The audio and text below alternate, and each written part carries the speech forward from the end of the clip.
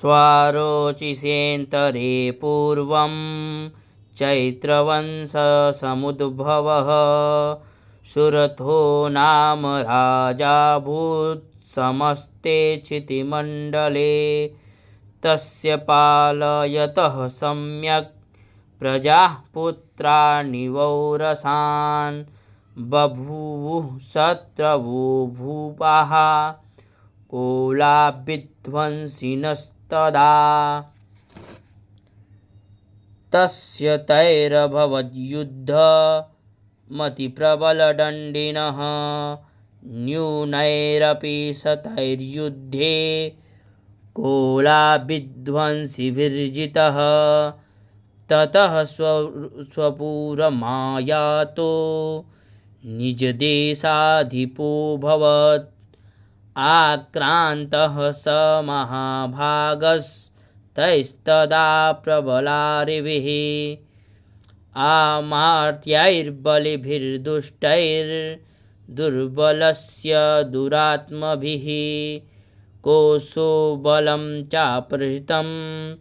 तत्रापि स्वपुरे ततः ततो मृगयाव्याजेन स्वाम्यः स भूपतिः एकाकी हयमारुह्य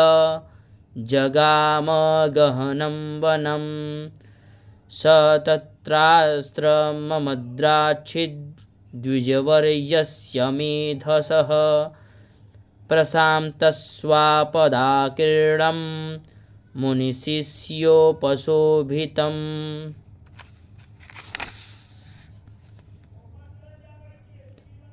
तस्थौ कञ्चित् सकालं च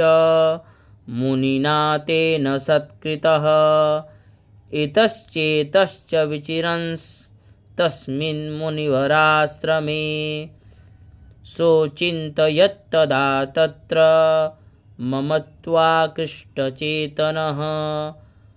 मत्पूर्वैः पालितं पूर्वं मया हिनं पुरं हि तत् मदभृतैस्तैरसद्भृतैर्धर्मतः पाल्यते न वा न जाने स प्रधानो मे शूरहस्ति सदा मदः।